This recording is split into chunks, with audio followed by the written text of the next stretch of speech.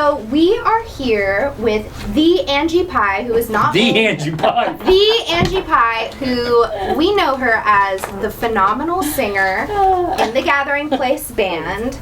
But turns out you're also an incredible community leader in Volusia County. Angie is the director of the Beacon Center, which is Volusia County's only intimate violence shelter. So you do a lot of work with advocacy, prevention work, dealing with community partners, and unfortunately see when relationships go bad, when, the dark side of relationships. So we have some questions for you because you are this week's local expert. And my first question is, when we think of relationships, we usually think of romantic relationships and spouses or partners, but there's many different types of relationships in our lives. Family, coworkers, friends. Why is it that things like respect, boundaries, and consent, why are those important in all of our relationships?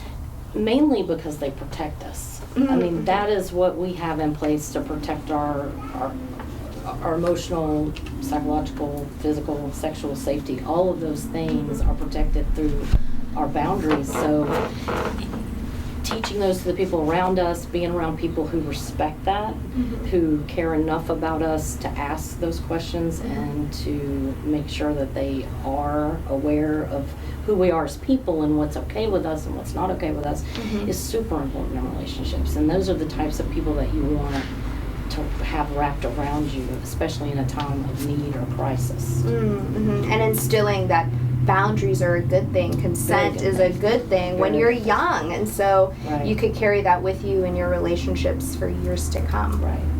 So God, we say this a lot in the church, that God has made us for community, for relationships. They're a huge part of our life.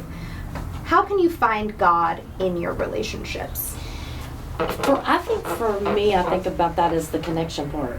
Because God made us for connection. Human connection is the single most important thing to us as people. God created us because He loved us and He wants to connect with us, and so that's at the core of our being. And when we don't get that or have that, it's harmful.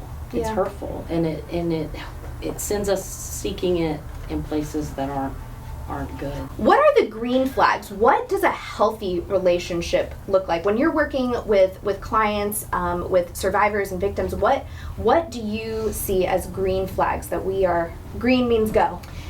The big one I tell women in particular, especially younger women, college-age women that I'm working with, is the person that hears you say no, or the person that hears you say that that's not okay. Saying no is a good thing. I think it's a good thing. And it's the shortest sentence. Yeah, absolutely. It requires no explanation, just no. And how do we? What are those boundaries you talked about? How do we put in boundaries in a healthy way?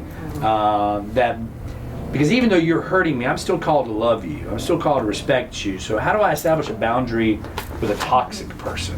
Generally speaking, I think that it goes back to making yourself safe in that relationship. And you have to be able to know when something makes you uncomfortable and recognize that and make it okay within yourself. And what people tend to do, especially with women, I think, and with intimate partners when it's toxic, is that as women we're really taught not to listen to our inner voice to some degree. We're taught that we're irrational and we make a big deal out of things, so I think sometimes for women they tend to think that they're overreacting, their feelings aren't valid. So to me, the first thing is knowing that your feelings are valid. Feelings aren't wrong or right, they just are. And so if you're feeling not comfortable with this person in any way, you have to protect yourself from that. So it may mean that you can't have a relationship with that person. And I think that we can still love people and not have a relationship with them. Right. If I know or think somebody's experiencing intimate violence, what are steps that I, as just kind of a normal, non-trained person, should be doing? This one I did have one. Oh, you got that one lined out. I got that one lined out. So for the church, I think the big thing is talking about it in church, and that was one of the things that really impressed me about you when I first met you, because you made a comment about this was something you were going to talk about in church. And my experience with churches and with pastors is that they don't want to talk about this issue in church. So I think when we're talking about relationships in church and you're preaching about relationships in church, it's so important to talk about this, because what the survivor sitting in those pews hears is, I'm not taking care of my husband well enough, and as a result I'm being harmed. And that's not what's being said usually ever, but that's what they're hearing. So they need to know that your partner has an obligation, in my opinion, that's even heavier than hers. And he is, commanded to love his partner like Christ loved the church. And the things that these individuals do to their partners, Christ would never do. Right. So that's, to me, a higher standard. But women, hear that they have to submit, and they have to, in that they hear do what your husband says kind of thing, that they don't have a voice, that they can't deny their bodies to their husband, which supports sexual violence in relationships. And this is stuff that I've gotten from perpetrators. Like, I've had many women come into my office with their Bible and these highlighted verses their husbands left them, and they feel that they're the ones sinning. They're the ones that are not living up to the expectation of God. Let me stop right there. And in the longer version of this video, we're going to deal with all of that. Take a look. Yes, stay tuned. Yeah, acknowledging people's experience is another thing. It's their experience. You don't have to understand it. You just hearing their story. Yeah. And understand, again, their feelings aren't right or wrong. They just are. I think helping them develop a safety plan, and there's resources through us to do that. There's some online resources to look at for safety. Safety is the number one thing. It's not about getting them away from the person or out of the relationships. It's about helping them be safe where they are at this moment, at this time. And so that's, from an individual perspective, something that we can all do.